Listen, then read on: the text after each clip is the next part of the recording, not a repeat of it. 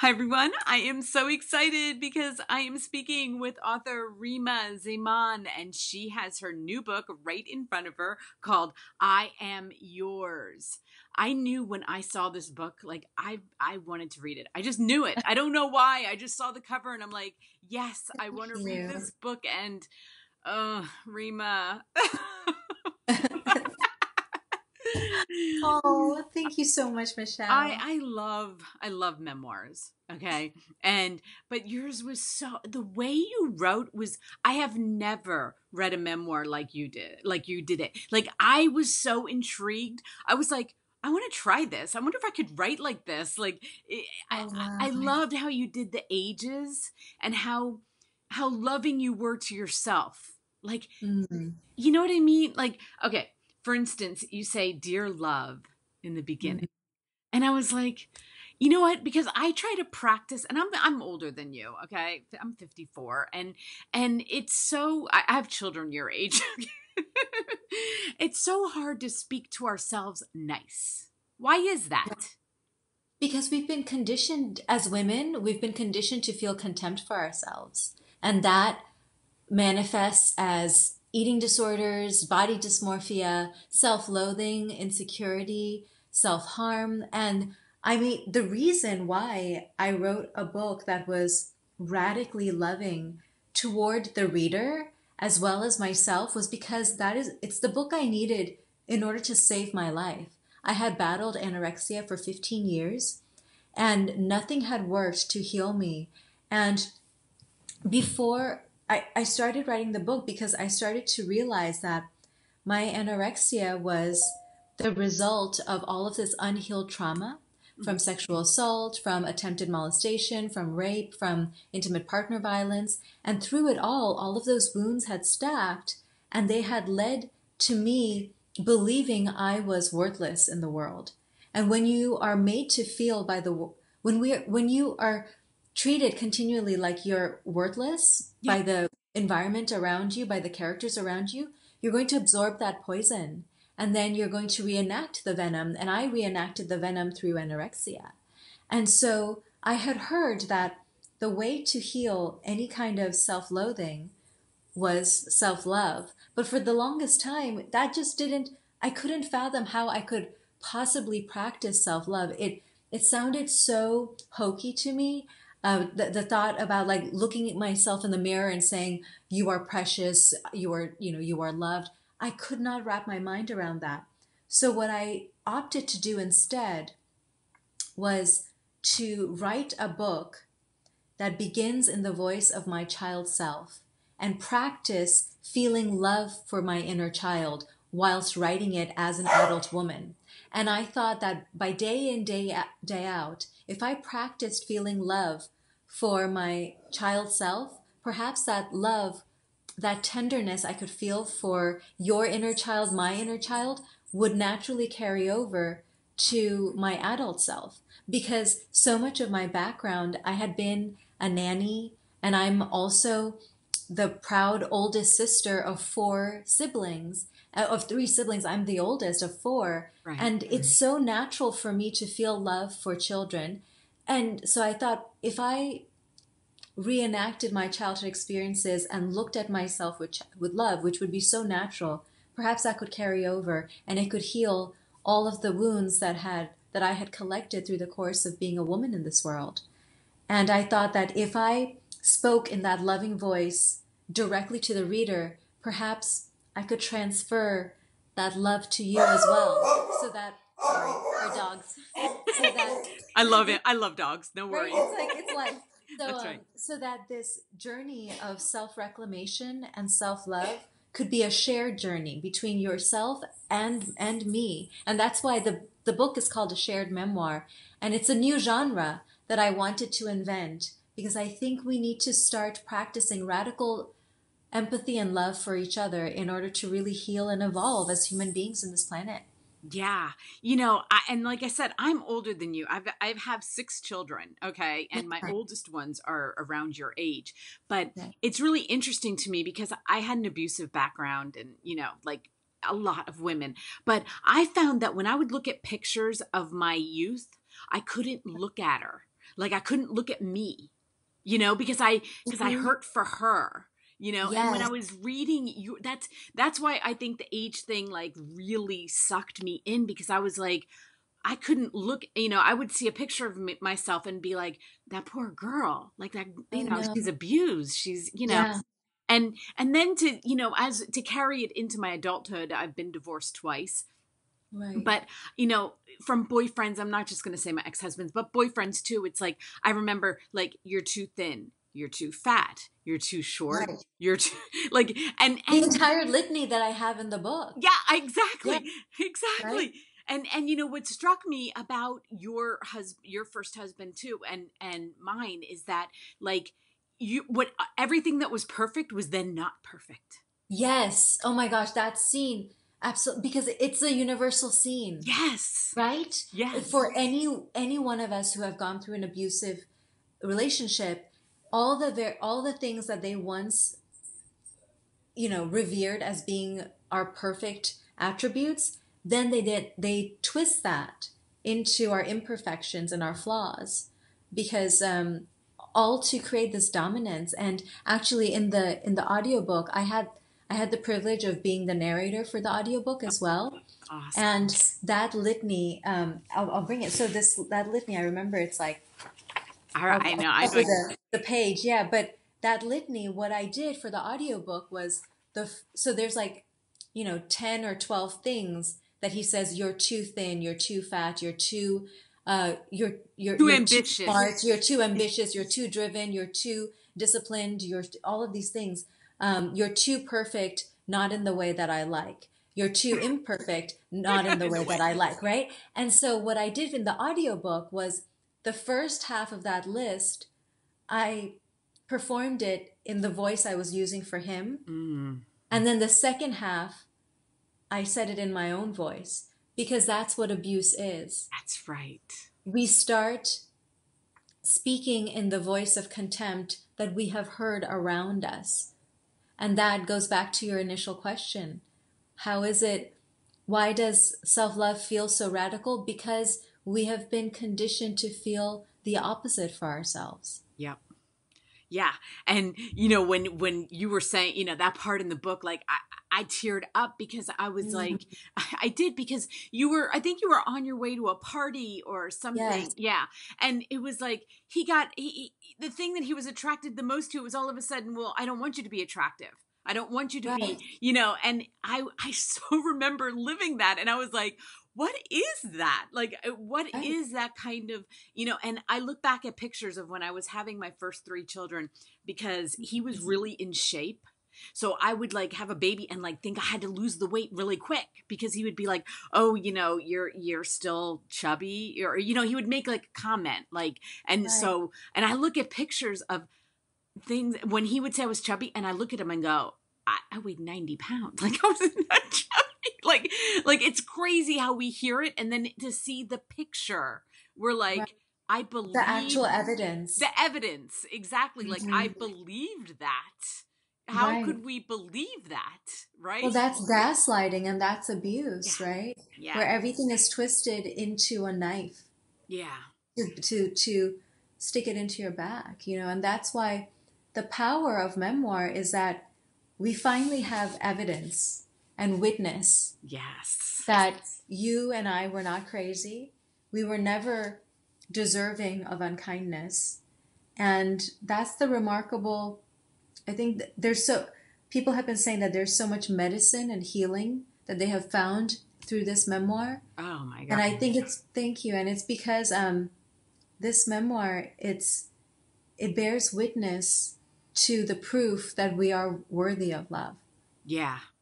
And I loved the relationship with your mom, Thank you. because my mom and I had such a hard time. It's such a Oh, difficult relationship, you know, especially as you're growing up to become a woman, and then they're in a different generation, and my mom was in a different generation. And mhm.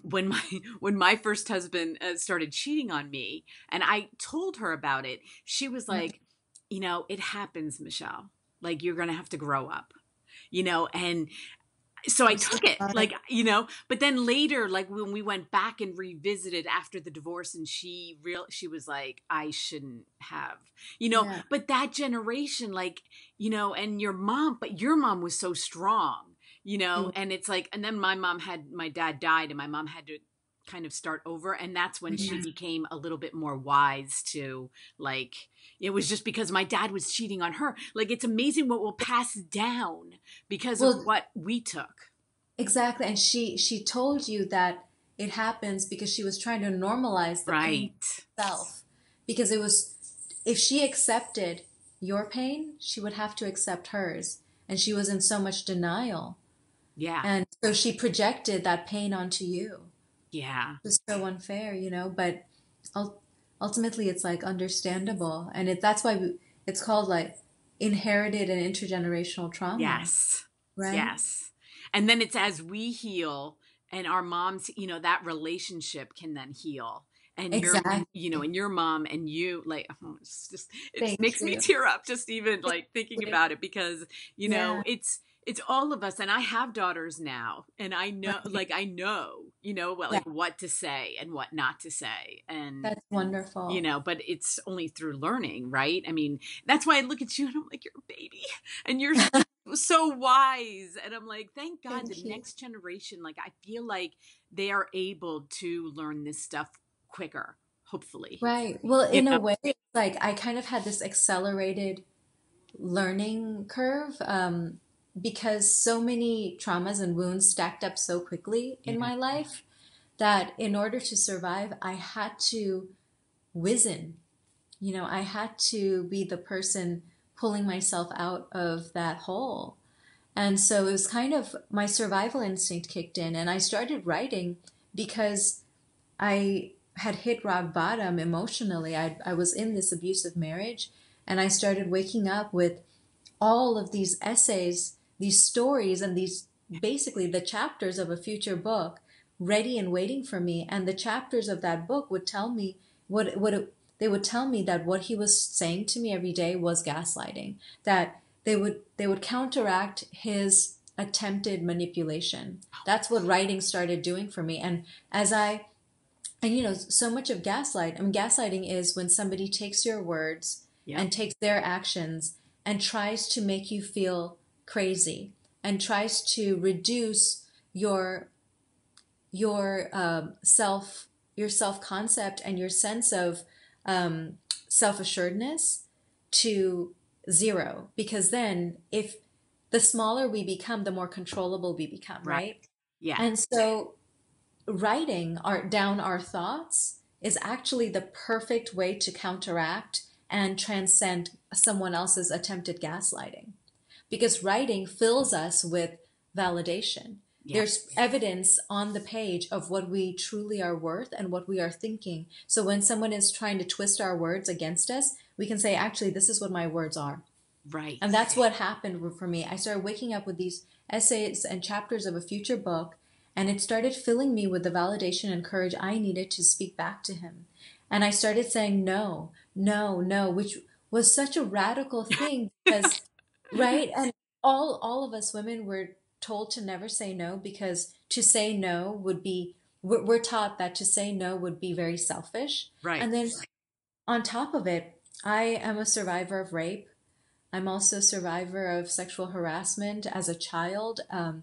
You know, and so I had been taught by abusers that my no, because I said no in You those said, situations, yep, no means no. and they denied me. Right. So for me to reclaim the power of my no in that abusive marriage was such a radical act of self revolution and self emancipation. And I started saying no to my ex husband, and every no became easier. The first no is always the hardest, Yeah. right? But the voice is a muscle, and the more we use it, the stronger it grows. And so I kept saying no, and I kept saying no until finally he just evicted me from our house.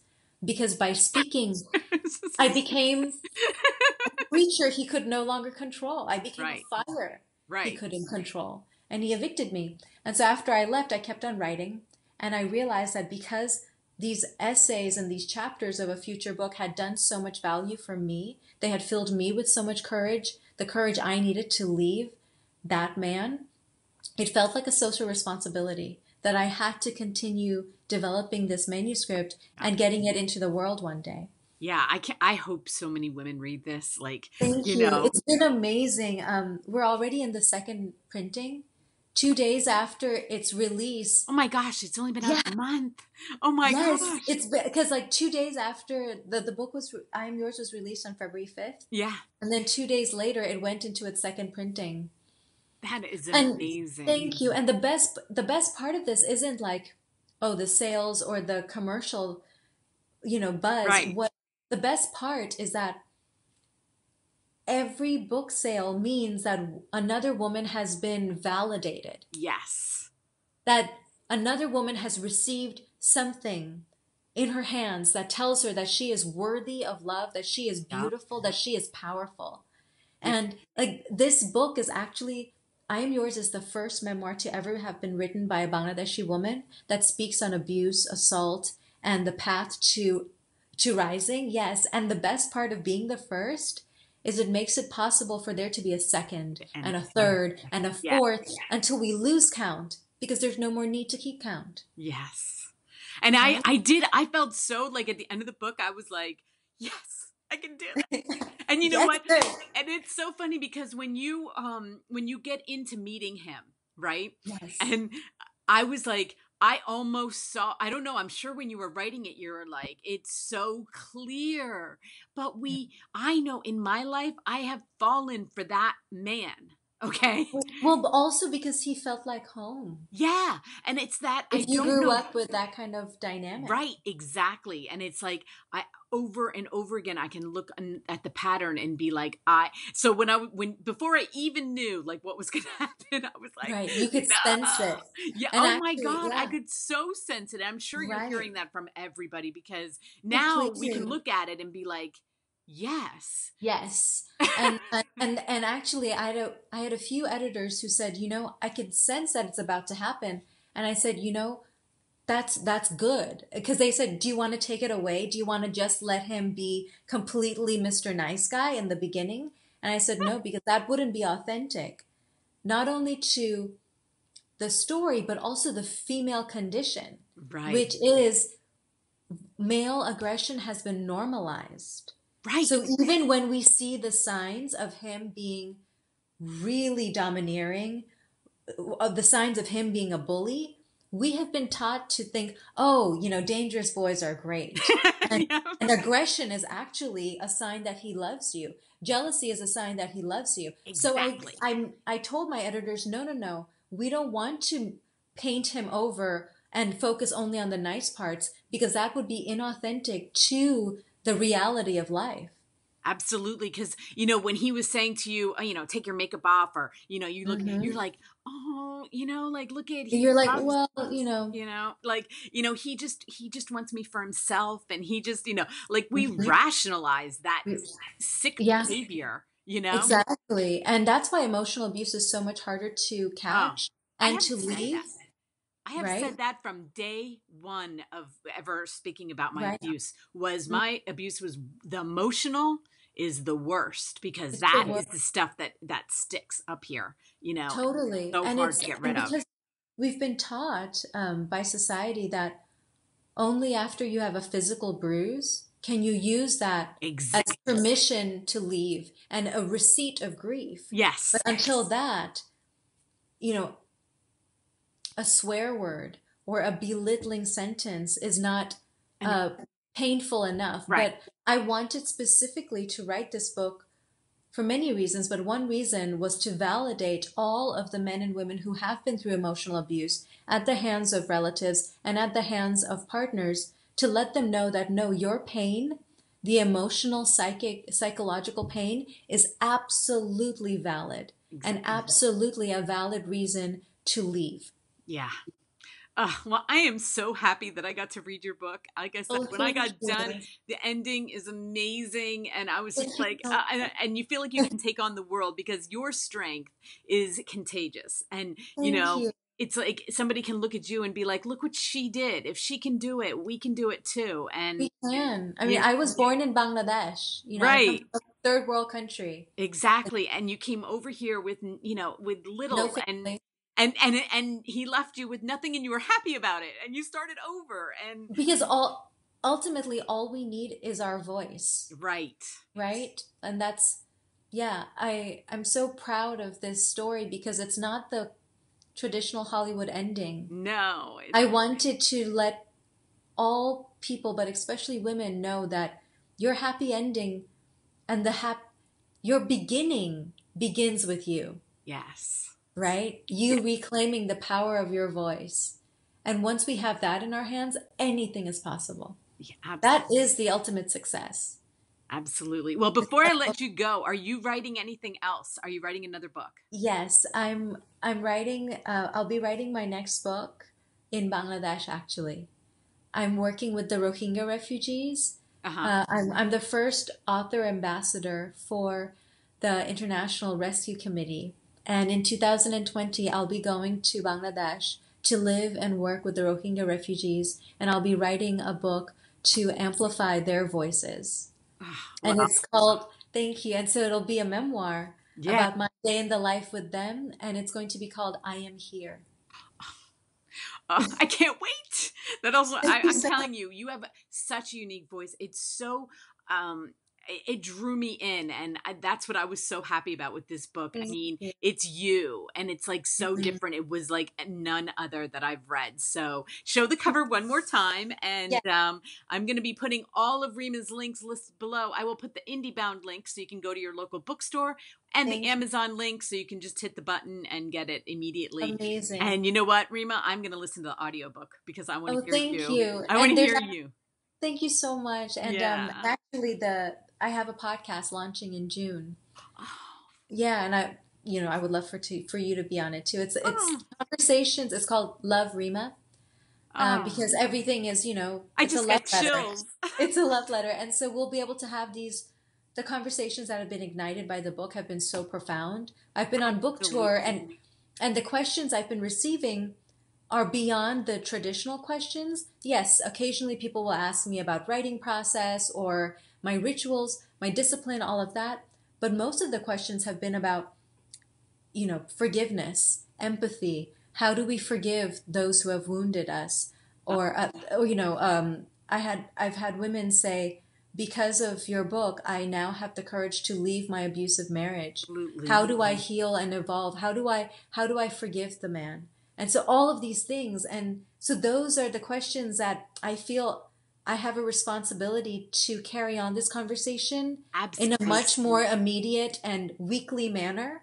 So the podcast will be every single Saturday Uh, because there's a larger movement happening, a there larger. really is. And yeah, Yeah. if you ever want to talk about it, you can call me, and I would Thank love to you. be on. And you know what? I am so happy you are doing that because Thank I you. think you're going to benefit so many women. And if you can hit me like that, and I'm 54, that tells you how it's every age, okay? Every age, It's yeah. every It's been I Am Yours has been adopted into high school curriculums in Oh my Oregon. gosh. I Yeah. was saying I would, So everything from like teens to, yep, everyone.